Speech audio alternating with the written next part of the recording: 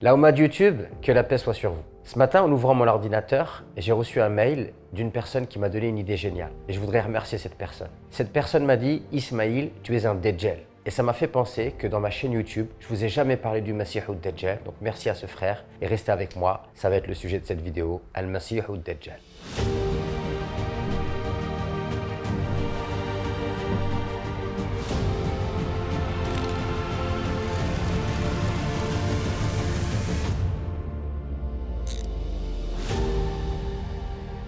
Tout d'abord, j'aimerais commencer cette vidéo et rappeler quand même qu'il est extrêmement grave d'insulter les gens et de porter des accusations puisqu'on devra rendre compte de cela le jour du jugement dernier. Accuser une personne de Dajjal, c'est extrêmement grave parce que cela revient à dire que la personne cache volontairement le vrai et fait tout pour faire apparaître le faux sous l'apparence du vrai.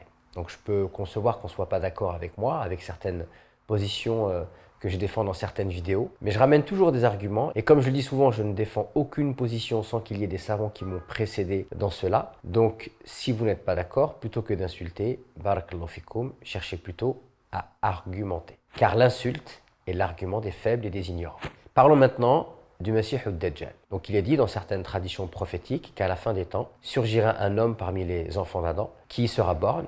Sur son front, on pourra voir et inscrit mécréants, du moins ceux qui sont croyants, et il va tenter les gens. Il va se faire passer pour un messie, mais ce sera un faux messie. Donc il va être une grande tentation. À quel moment cet homme sortira? Allahu a'lam. Pourtant, cela n'empêche pas certaines personnes de spéculer. Certaines personnes disent qu'il est déjà là et qu'il est déjà sorti. Cela ne font que spéculer. D'autres nous ont dit que le Masih Dajjal, c'était la télévision. À l'époque où la télévision est apparue, dans certains pays musulmans, certaines personnes disaient que voilà, c'est ça le Masih Dajjal. Donc vous voyez, de tout temps, il y a toujours eu des gens qui ont spéculé sur une chose pour laquelle en réalité ils n'ont aucune information. Ils ne savent rien et ne font que suivre la conjecture et leur passion.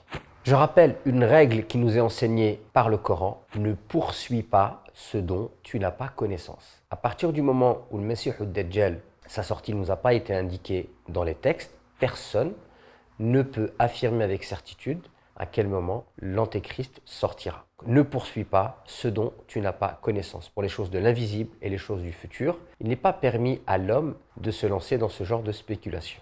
Donc il est dit que le prophète alayhi salatu wassalam, a informé ses compagnons de la fitna de l'antéchrist, de la tentation de l'antéchrist, de Masih Dajjal, et de sa venue et de sa sortie. Et comme vous pouvez vous l'imaginer, les compagnons du prophète, qu'Allah soit satisfait d'eux, ont été eux aussi fascinés par cette question. Ils ont commencé à en parler. Le prophète les ayant laissés, quand il est revenu les retrouver, il a vu qu'ils étaient en train de parler de la fitna de l'antéchrist.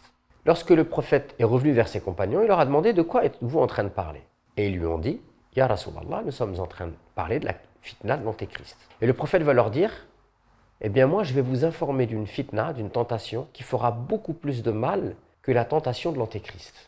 Et les compagnons vont dire, ah bon? Et quelle est cette fitna? Quelle est cette tentation? Il leur a dit, c'est le polythéisme caché, ashirkul khafi. Et ils vont dire, mais qu'est-ce que c'est que ce polythéisme caché? C'est riya, l'ostentation. Et dans un autre hadith, le prophète nous dit que le polythéisme caché, c'est comme une fourmi noire qui marche sur une pierre noire lors d'une nuit noire. Ainsi, dans ce hadith, on peut voir comment le prophète alayhi wassalam, a ramené ses compagnons à l'essentiel. Et aujourd'hui, on peut savoir que beaucoup de musulmans sont fascinés par des questions telles que l'antéchrist, les djinns, la possession, alors qu'ils ne connaissent pas le b.a.-ba de la spiritualité musulmane, de la foi musulmane, de la pratique religieuse. Donc faites attention à ce que l'intérêt que vous portez à certains sujets ne vous pousse pas à avoir une pratique de la religion qui soit complètement désordonnée. Je vous rappelle que par rapport à cette tentation de l'antéchrist, dans chaque prière, lors du tashahhud, du dernier tashahhud, vous demandez à Allah de vous préserver de la fitna de l'antéchrist. Donc c'est une chose que vous faites tous les jours, plusieurs fois par jour. Donc il n'est pas nécessaire d'avoir peur outre mesure de cette question. Enfin, j'aimerais aussi vous dire que lorsque vous vous intéressez à un sujet, tel que l'antéchrist, si vous allez vers l'hypertrophie, c'est-à-dire que vous allez donner trop d'importance à ce sujet, il est possible, et on voit cela notamment chez certains jeunes, que ce sujet-là vous paralyse. C'est-à-dire que vous avez l'impression qu'il n'y a plus d'espoir, qu'il n'y a plus de raison de vivre cette vie-là, que tout le monde est corrompu, et du coup vous tombez dans un piège satanique, car cela va vous enlever toute motivation pour faire le bien. Je vous rappelle que le prophète nous dit que si vous voyez les grands signes de la fin du monde apparaître et que vous êtes en train de planter un arbre, alors plantez votre arbre. Car le plus important n'est pas de savoir à quel moment l'Antéchrist va sortir, mais le plus important pour vous, c'est de savoir quelle est l'empreinte que vous allez laisser de votre passage sur Terre. J'espère que cette vidéo vous sera pleinement utile et je vous dis à très vite pour de nouvelles vidéos.